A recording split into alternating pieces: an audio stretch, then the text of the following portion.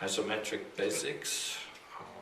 I will try to go over the just main things, main aspects of the object you're trying to draw. And again, when we refer to isometric, it just means all the angles are the same, okay? So I'll write that down, all angles. In other words, if you had something as regular as a cube, that just means that this angle and that angle are the same, okay? The third dimension is always a vertical.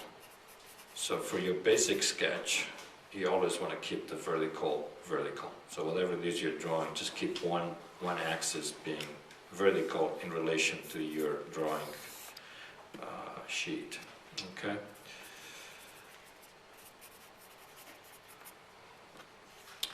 And what you're doing is you're really squishing your object in some dimensions but not others, right? So we talked about, again, if you have a cube,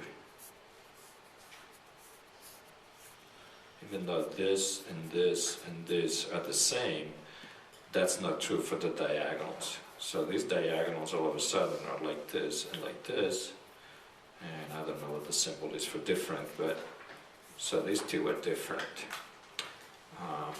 So you always have to kind of play with that. But because of that, you go back to your known dimensions as a reference point, right?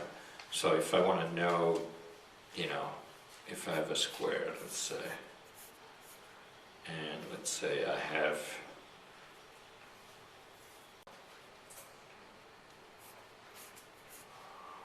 so I don't know if this is a good example, but let's say I want to do this grid. One way to do this grid here is to, well, we know that's the center, so I would just do this.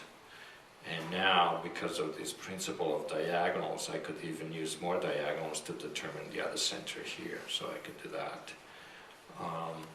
So what I'm using is, in this case I'm using diagonals. I could also measure. I could measure these points, right, and say these are all 1/4, and I could just transfer that over here. Okay.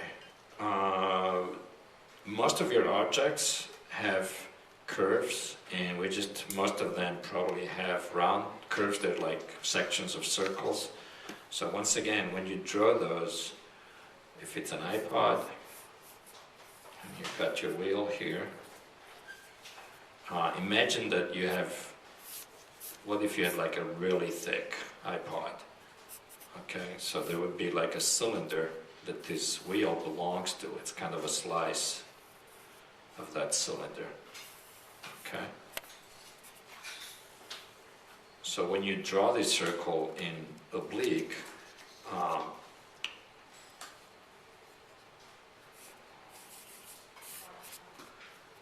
this main axis is the length of your cylinder. I mean, the short axis rather. The long axis goes opposite that at 90 degrees. Okay, so that means that if you use these angles, and I'm repeating this because some people are still struggling a little bit with that.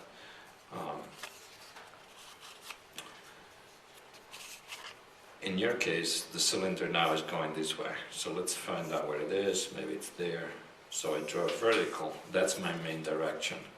So my circle, my ellipse, is going to be aligned with these two axes. Okay? And first probably I want to determine where it is, so I would draw that. In this case also, if you use 30-30, your other axis is also going to align perfectly with your corners, which is nice, right? It makes it a little easier. And then you draw your ellipse there. Okay? If you use slightly different angles, so let's say I move this angle maybe up a little bit, and maybe this one down a little bit. Now let's see what happens. It gets a little tricky. I still use parallels to determine where my kind of enclosures are. So let's say my circle fits there.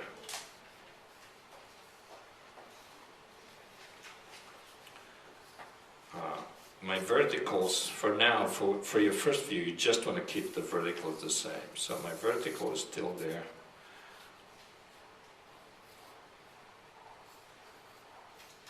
But now what will probably happen is, as I draw this line, I'm cheating a little bit, but I just want to show that don't get upset by the fact that all of a sudden this other line doesn't match these corners. That's okay, it's just because of the nature of the way we're, and this should have been here.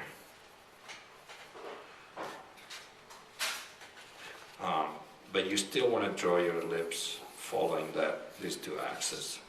Okay? Think of any circle on your object as a situation in which you have to redraw it obliquely, and if you have to do that, it really pays off to just first determine how big they are, you know, how they're aligned and so forth. So if you have your little elevation, which you should have from the drawing, which I just realized you might need that drawing. I'll get back to that. So just transfer this construction onto your oblique view, because it's a way of keeping track of things. Okay, so let's say there's a square there, square there.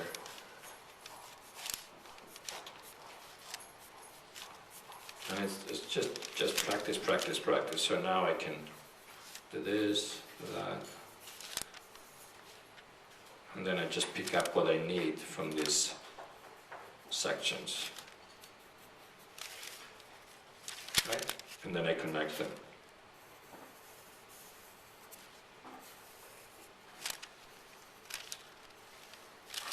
Okay. So that you might adjust this and you might make it looking better, or if there's complex curves you can adjust it later, but at least you know what the basic structure is. And to build, if you have an iPhone 4, you're kind of in luck because it's an easy slab, right? It goes straight up and down, right? It's a rectangle with squared, it's a prism with squared, with rounded corners. So let's just do that example really quickly first.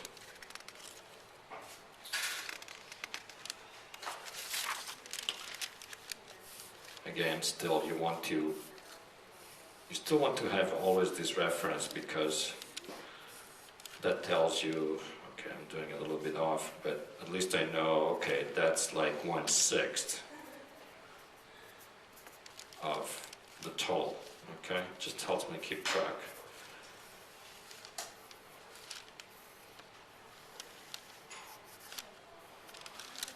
Okay, so let's see, I'm going to draw it quite big.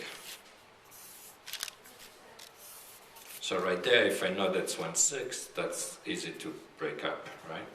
First I'd break it in half, and then I eyeball, and I get my two other divisions. And then on this side, I just repeat it. Okay, so now let's do...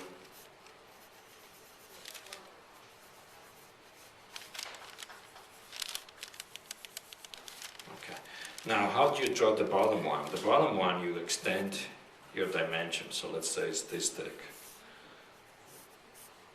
And you could draw, everything else again, twice.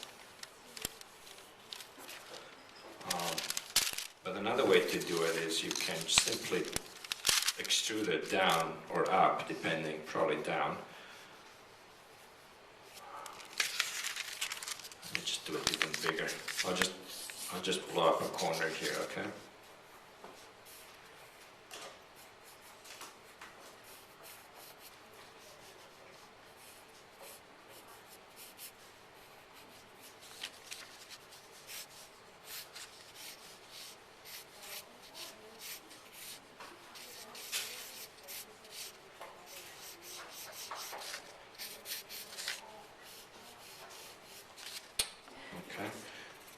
So now I pick my dimension from the corner here, from this imaginary corner, okay? And I say it's about that. So here's where tracing paper really comes in handy. You simply draw your original, and then you just slide it down. Let's see, let me help a little bit with that.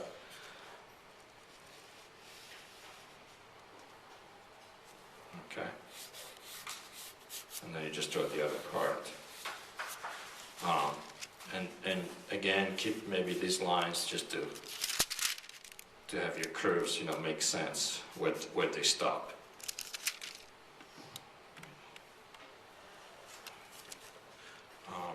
If you have a much more complex object like the iPhone 3, then it gets a little tricky because you have a curve on the sides, right? The side is like that, maybe.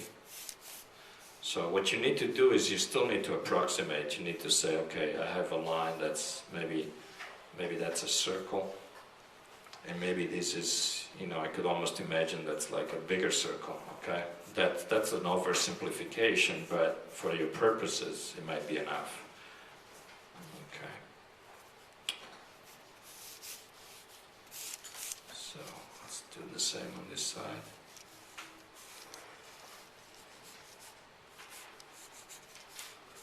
So what happens is you have a curve here, and that's my dimension there, and a curve there. So you need to build this up. Actually, you have three. You have three spots. Okay, so you might have 1, 2, and 3. And you just need to build it up by layers. So let's see if I can show that, keeping it on the same frame. And here I can record what my points are, right? My height. Okay. So what I would start is by a box that is this height, right? By this width. So whatever that is. Okay, let's say it's like that.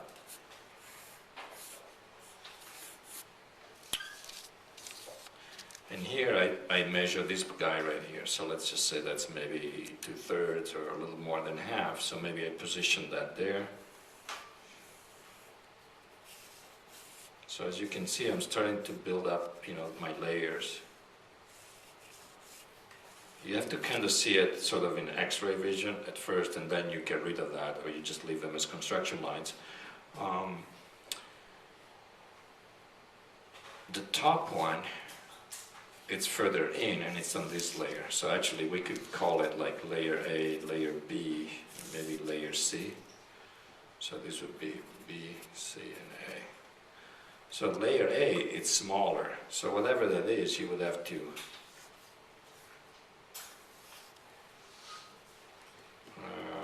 too much. I'm exaggerating, but let's just. It's a new iPhone, and now I'm gonna do these lines pretty thick. Even though in your drawing you want to leave them light, because you're really still building it up. And I'm showing it as if it was somewhat kind of like exploded, right? Okay, so this will be an exaggerated curve. And then I would have something else below, which I probably won't even be able to see. So let me just forget for that for now.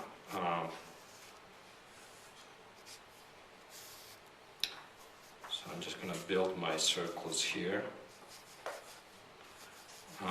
What I'm trying to sort of show is that it's really going to be hard to show this curve here in oblique, because it's a curve that's composed in part of top views of the phone and in part of side views. And so where does one end and where the other one starts?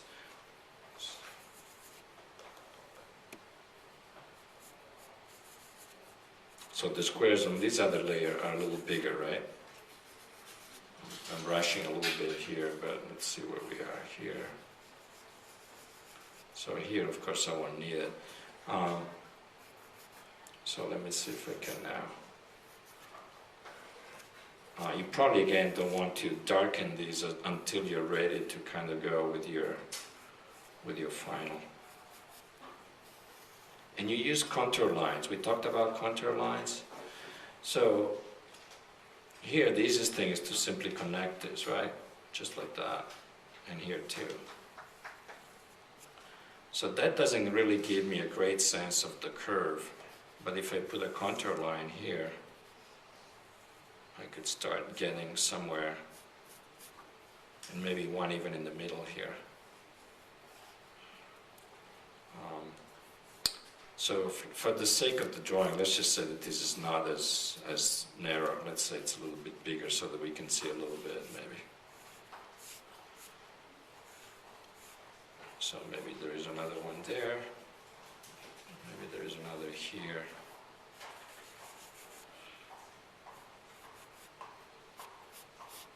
Now here, that's the good part, because as soon as I stop here, I can kind of connect. Yeah, it's definitely a funny version of an iPhone, but you get the idea. Okay, yeah, we should really use contour lines whenever possible. So what I did is I just built, 1, 2, 3 layers, almost like a 3D printer, or like a wireframe, and I connected them all. So let's just take a piece of trace.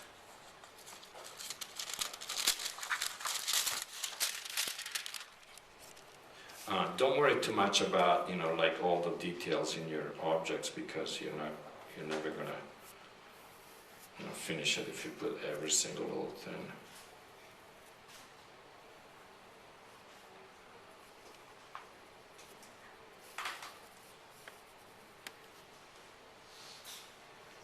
So this could be, I don't know, a bar soap or something.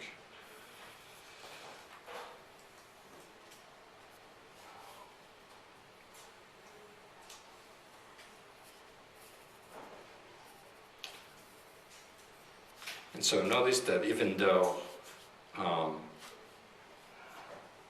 trying to think, this, I can't remember, I think this probably should be the same thickness here, but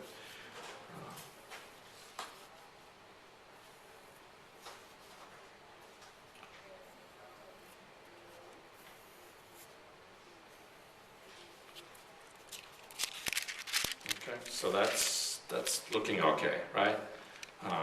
So in other words, you build all your layers, and then on these edges, which you cannot really define, you just connect and you round everything. Let me just say something real quick about your views and how, even though everything is possible when you draw something, you do have certain limitations. So if you were to change your angles like to a really, almost flat, right? This one now is so close to my horizontal that I could almost say that this is a square, right? So let's say if I take this eraser, and let's say I draw it normally. So, by the way, close one eye and take a look at it, and you can really flatten your view, right? Yeah, let me just orient it so that it looks.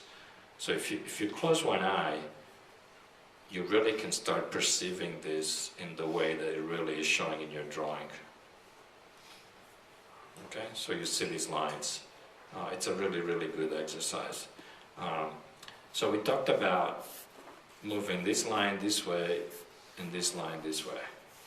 Now, you can do that, but the more you do it, the more this version is going to approach a square, right? And if I move my object so that I can see this almost as a, if I lower this, see, when I get to this point, you really cannot see this anymore, right? You can see it very little. So it really is a little bit of a, how should I say, of a lie to do, to do this view that would be maybe like this, and then, in other words, this line would have to really move a lot, and it would be more like this. So in some drawings, what you'll see is something like this, which, you could say, hey, that's okay, right? Because it's an oblique, we can pretend that that's good. It's a little bit too extreme because again, you wouldn't see this much if my angle is, you know, almost flat with the horizontal. So keep that in mind, okay? Okay, the last things I want to say is that on one view, just do where you keep your one of the verticals. So let me see if I can show this. Yeah? So just like that. On another view, you can have it where none of this is actually aligned with the side. So that if I were to turn this drawing and say I want it like this, you probably would say, well, this is not lying on any plane, this is kind of like floating in space, which is okay. So let's see, that would be, yeah, about like that. And that's true. In fact, right now, my surface right here, there's nothing that aligns with this. Okay. And by the way, to do your second view, you could cheat a little bit and just take your first drawing and just turn it, you know, any way you want. But what I recommend is that for your second, just change the angles a little bit. You know, maybe do a view that is more foreshortened, so that you kind of really truly see one side much more than the others. So if I were to draw this, let's just say, it's like that. Okay, it's a challenge because of course, you know, let's say if this is a phone, you know, you have lots of room to put your, you know, maybe this is your, you know, your stereo jack there or whatever. But then, you know, say if you have a keyboard here, right, that gets really messy. But that's the challenge, okay? But the principle, you know, these principles of doing your layers apply here as well. So if I wanted to do this really right, I would still build up all my ellipses. So again, I would do, you know, this is the direction of my ellipses, of the short axis. I would build them here. And then I would try to draw my ellipses opposite that axis. So this would be a series of circles going this direction. And they get really, really narrow. And so, you know, of course you have to just sort of play with it a little bit and see what you got. But that's the way to do it. In other words, just because your drawing is now very, you know, you're seeing very little, doesn't mean that you have to kind of go astray in terms of these axes. So whatever these ellipses is, even if it's really, really shallow, you really have to try to draw it like this. Don't go like that and whoops, and now I'm like way off because my curve should start here. You know, if that's how big it is on this corner, it has to be the same size on this corner. So it's a much shallower ellipse. Okay, that's for regular shapes. Now, some people are doing things like a hammer. Start with your basics. So a hammer is probably, you know, a cylinder, the handle.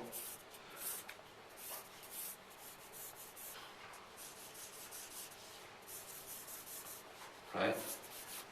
But then, you know, somewhere along the line it gets narrower. So it gets a little tricky, but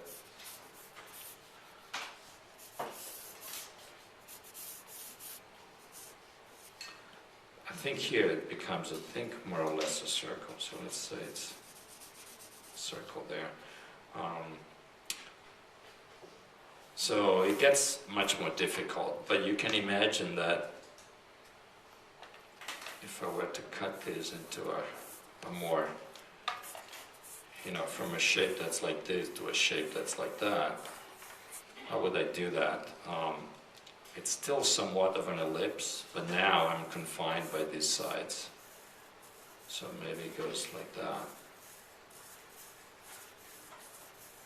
Okay. And then you can also just play with your mean, there's no way you can draw everything, right? Actually, this is probably not a circle, that's probably still a kind of an oval. But even here, you can see how you can use contour lines to kind of give that sense of changing contour, okay, changing shape. In anything you do, you should look at your orthographic. And actually, maybe what we'll do at the end of class is we'll record, you know, the fact that you guys are on time, and maybe we'll just let you keep it because it might be good to refer to that. So something like this, okay, first things first, right? So you just block it off and you say it's about 2 squares. So I draw my shape here, and I draw 2 squares. By the way, I recommend you guys doing this kind of sketching before you're doing, you know, the one you're going to turn in to practice, right? So now, you know, you could almost do a grid and do that kind of thing, almost like drawing by the numbers, but that may get a little tedious.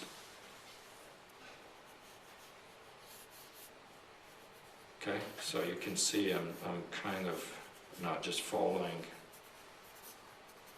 you know, really rough and probably too tall, right? Because now all of a sudden my hammer is not, you know, it's just way too tall. I probably have to drop that whole thing, but that's where tracing paper comes back in handy. Now I can just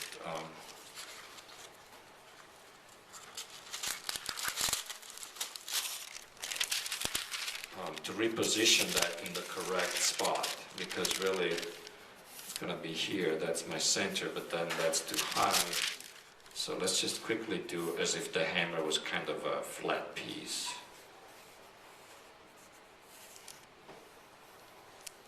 Again, I just take I move it down to there, so I go like that. And I just repeat my shape.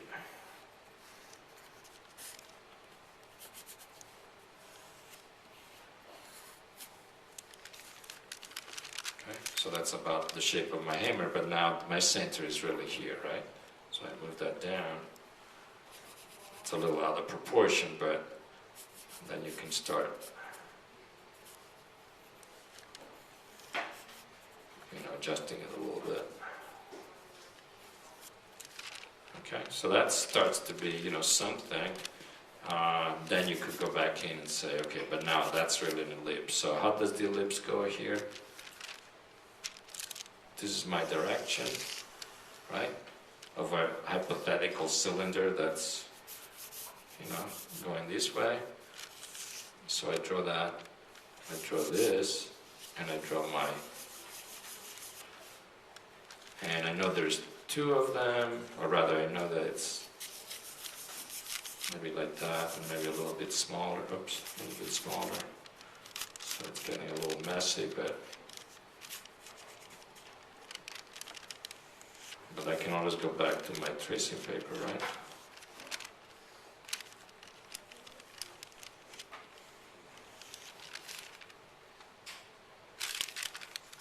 So, tracing paper again.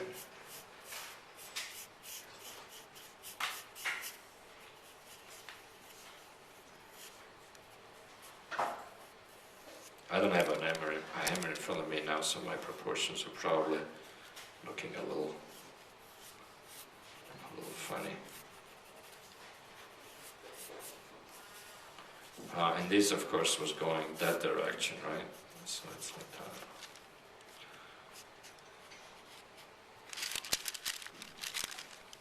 And when you have a curve that connects to maybe another curve or a curve to a straight line, you might want to just leave it kind of slightly, you know, not completed to give that sense of, you know, things changing.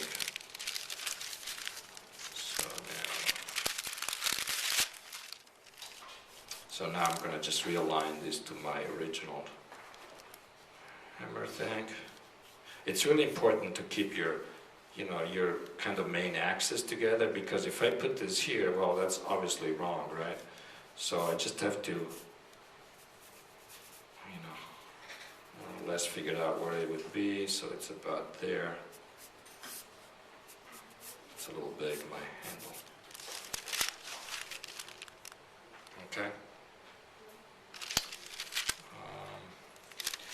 One last thing, there's someone who's doing an object that it's regular, but it has many faces, so it's the coffee pot. Again, in her case, it's an octagon. Okay, the base of the coffee pot is like that. So this turns out actually to be quite simple, because I can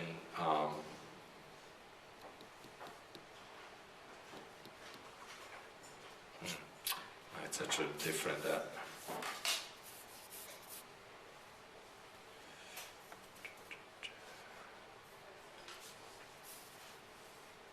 Yeah, I have to do something else. I realize, I forget her name, but I realize that what we're drawing is this. So now I rotate that, and I just replicate this view.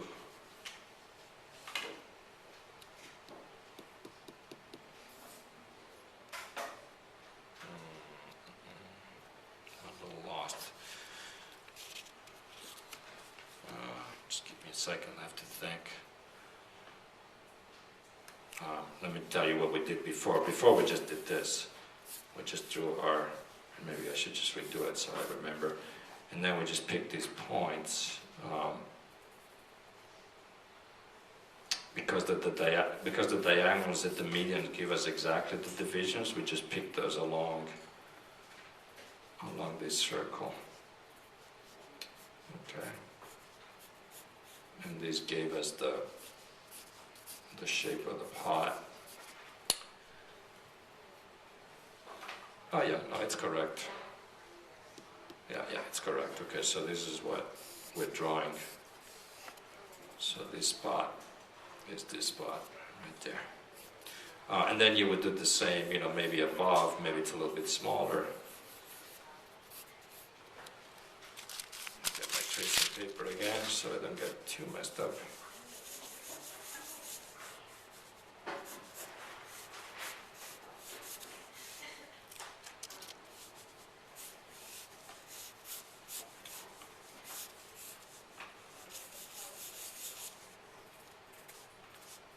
Really think of it in terms of wireframes, right?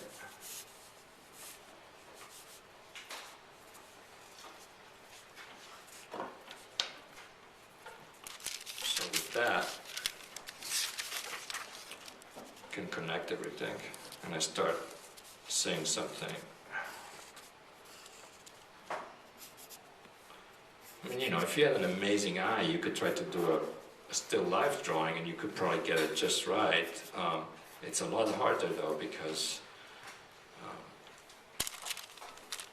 and then so forth and so on. Now in her case, you know, it goes up a little bit, and there's a cylindrical part there, and so these things actually become round because they become part of this conical shape. Like there. And there's another one.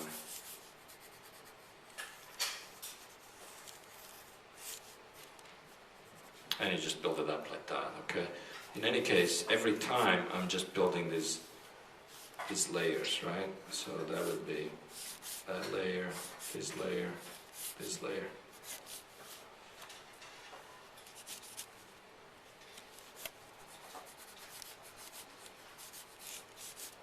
The exploded view, it's nothing but just taking the parts and putting them on top of one another, making sure that they align, right?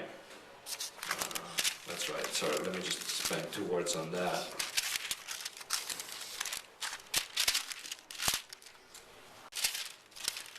Okay, so let's assume for a moment that this object has got, for the sake of argument, just 3 pieces of metal that go, you know, and then and then everything is around it or whatever. So 1, 2, 3, the way I would do it is simply this way. You establish your verticals, and then you just draw them one by one. And that's why tracing paper is really great. So if you get your isometric in really good shape, doing the exploded is really, really easy. So the second one would be here. I'm going to move it up, and maybe it's right here. You could show it a little bit behind, maybe with a light line. And then the third one is this. And maybe you keep your distances kind of even.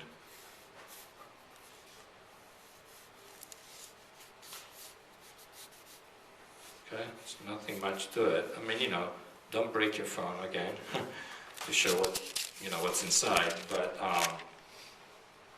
try to place your shapes logically, right? Whatever is on top should be on top, whatever is at the bottom should be at the bottom. Okay. If there is, if this is a piece of glass and it fits maybe into this other part, then you would show that here, right? You would show the same shape aligned in the right spot where it fits in, right? Okay.